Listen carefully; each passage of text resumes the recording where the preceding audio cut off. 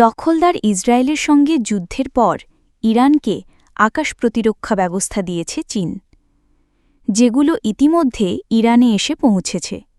ইসরায়েলের সঙ্গে ১২ দিনের যুদ্ধে ইরানের অনেক প্রতিরক্ষা ব্যবস্থা শক্তিশালী ছিল। এই যুদ্ধের ইরানের অনেক প্রতিরক্ষা ব্যবস্থা ধ্বংস হয়। এক আরব কর্মকর্তার সংবাদ মাধ্যম মিডল ইস্ট আইকে মঙ্গলবার ৮ই জুলাই জানিয়েছেন, চীন থেকে surface two air missile battery প্রতিরক্ষা ব্যবস্থা পাচ্ছে ইরান। নাম প্রকাশ না করার শর্তে অপর এক আরব কর্মকর্তা বলেন, যুক্তরাষ্ট্রের যেসব আরব মিত্রদেশ রয়েছে তারা ইরান চীনের এই সামরিক সহায়তা নিয়ে অবগত। এই ছাড়া ইরান যে চীনের সহায়তা পাচ্ছে সেটি যুক্তরাষ্ট্রকেও জানিয়েছে তারা। চীন থেকে ইরান কতগুলো প্রতিরক্ষা ব্যবস্থা পেয়েছে সেটি নিশ্চিত করে বলতে পারেননি তারা।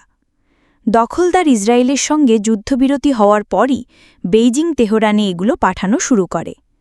এক আরব কর্মকর্তা জানিয়েছেন, তেল দিয়ে এসব প্রতিরক্ষা ব্যবস্থার দাম দিচ্ছে ইরান, অর্থাৎ প্রতিরক্ষা ব্যবস্থার বদলে ইরানের কাছ থেকে তেল নিচ্ছে চীনারা।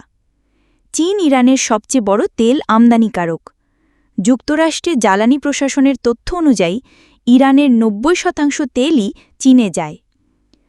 যুক্তরাষ্ট্রের নিষেধাজ্ঞা সত্ত্বেও চীন ইরানের তেল কেনা অব্যাহত রাখে।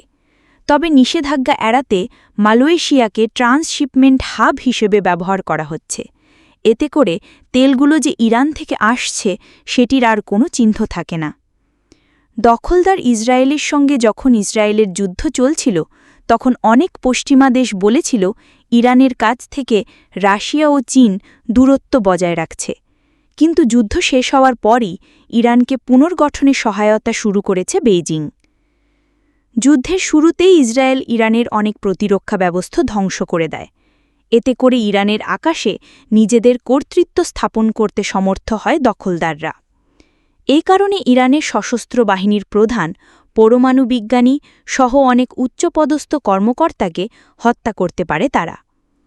ইরানের সরকার জানিয়েছে, ১২ দিনের এই যুদ্ধে ইসরায়েল ১০০৬ ইরানিকে হত্যা করেছে।